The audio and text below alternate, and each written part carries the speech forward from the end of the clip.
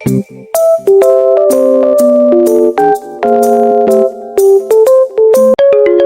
teman-teman, selamat datang di video pembelajaran materi buku besar pembantu piutang.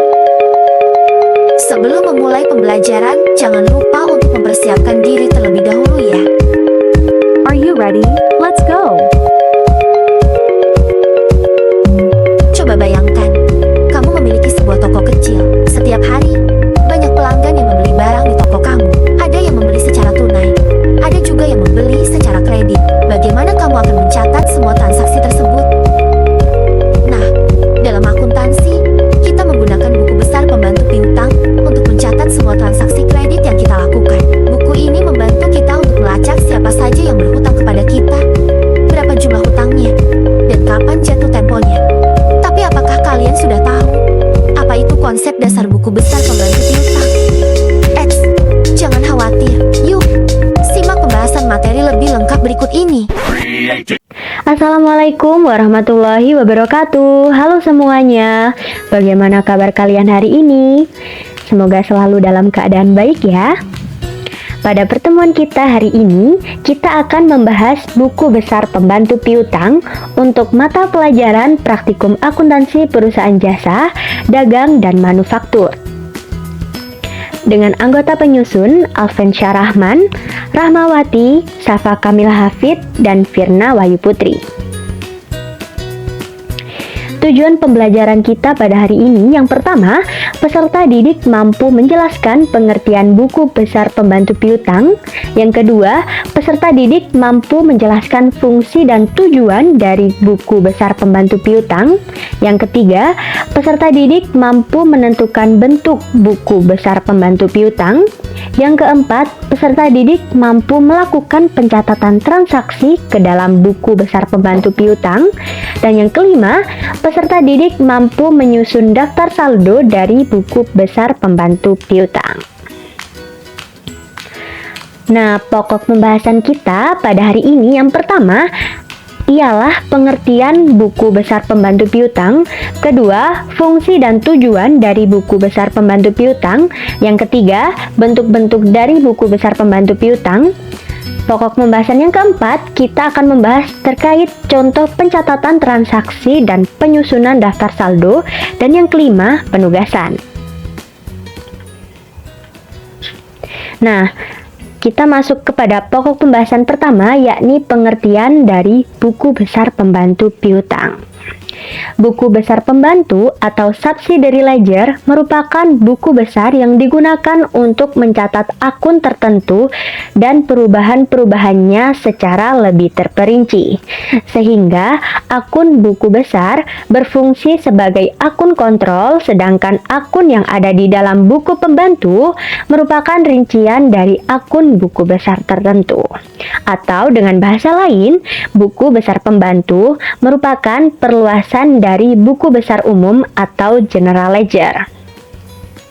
Nah, buku besar pembantu piutang atau account receivable subsidiary ledger merupakan salah satu jenis buku besar pembantu yang digunakan untuk mencatat rincian piutang perusahaan berdasarkan nama-nama orang atau pihak yang berutang. Selanjutnya kita masuk pada fungsi buku besar pembantu piutang. Fungsi yang pertama dapat memudahkan dalam proses penyusunan laporan keuangan sehingga meminimalisir adanya kesalahan pencatatan piutang pada buku besar umum. Fungsi yang kedua sebagai pembanding dalam ketelitian pencatatan buku besar umum karena lebih detail dalam perincian dari masing-masing saldo piutang debitur. Fungsi yang ketiga, dapat terjadi pembagian tugas dalam pengerjaan laporan akuntansi keuangan sebuah perusahaan. Dan fungsi keempat, ialah mempermudah dalam pencarian informasi mengenai jumlah saldo piutang setiap debitur. Untuk tujuan buku besar pembantu piutang yang pertama ialah menyajikan rincian piutang. Buku besar pembantu piutang mencatat setiap transaksi piutang debitur atau pelanggan. Informasi ini termasuk nama pelanggan, tanggal transaksi, jumlah piutang, jatuh tempo pembayaran, dan status pembayaran. Nah, dengan informasi tersebut, perusahaan dapat memantau saldo piutang setiap debitur dengan mudah, menemukan debitur yang tidak membayar tepat waktu, dan melakukan penagihan piutang dengan efektif. Tujuan yang kedua ialah memudahkan penyusunan laporan keuangan. Buku besar pembantu piutang membantu dalam penyusunan laporan keuangan secara akurat, terutama pada laporan posisi keuangan, yakni dapat menyediakan informasi saldo piutang yang akurat untuk dicantumkan dalam akun piutang dagang atau account receivable.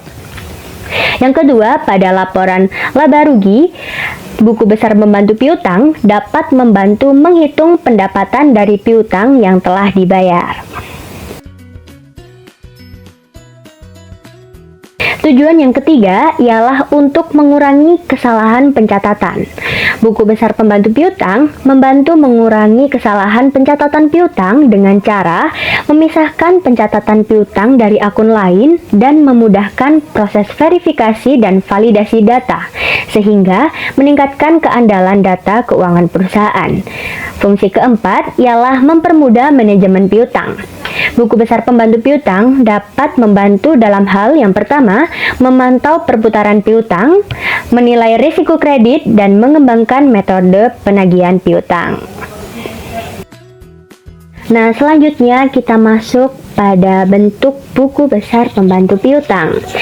Bentuk yang pertama ialah bentuk skontro atau regular ledger. Pada dasarnya, akun bentuk skontro sama dengan buku besar bentuk T sederhana. Perbedaannya terletak pada kolom tanggal, keterangan, referensi, dan kolom saldo baik di bagian debit maupun kredit. Bentuk buku besar pembantu piutang kedua ada bentuk tunggal atau single balance ledger.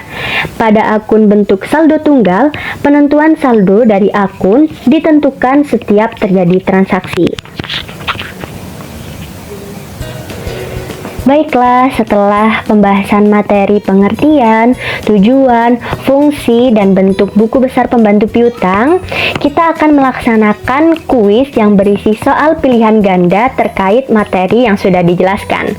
Kalian semua dapat mengakses kuis dari barcode yang ada di dalam video ini. Selamat mengerjakan!